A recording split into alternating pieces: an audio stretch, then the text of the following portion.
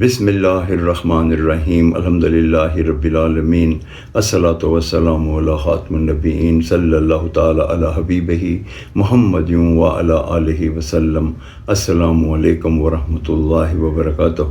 میری آج کی حدیث جامع ترمذی 4205 نمبر۔ امام المرسلین خاتم النبیین حضرت محمد صلی اللہ علیہ وآلہ وسلم نے ارشاد فرمایا کہ کھانا کھا کے شکر کرنے والا روزہ رکھ کے صبر کرنے والوں کی طرح ہے۔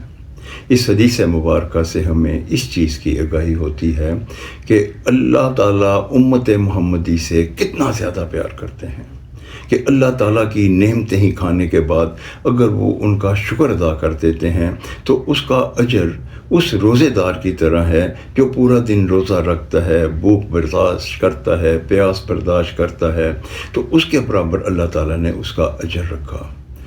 میں آپ کے سامنے 2 حدیثیں بیان کروں گا۔ نبی پاک صلی اللہ علیہ وسلم نے فرمایا کہ اللہ تعالیٰ کا فرمان ہے کہ روزے دار کا اجر میں دوں گا کیونکہ روزہ میرے لیے رکھتا ہے۔ اور ایک حدیث میں جس کا مفہوم یہ ہے کہ روزے دار کے منہ کی بو مشک کے برابر ہے۔ اللہ اکبر!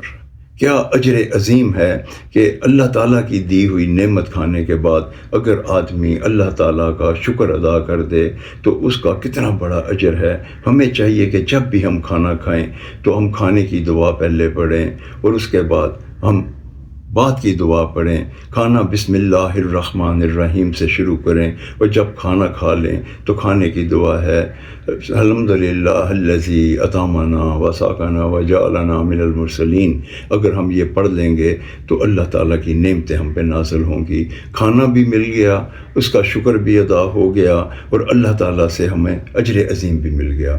اللہ تعالیٰ یہ عمل ہمیں کرنے کی توفیق عطا فرمائے، آمین یا رب العالمین۔ السلام علیکم ورحمۃ اللہ وبرکاتہ۔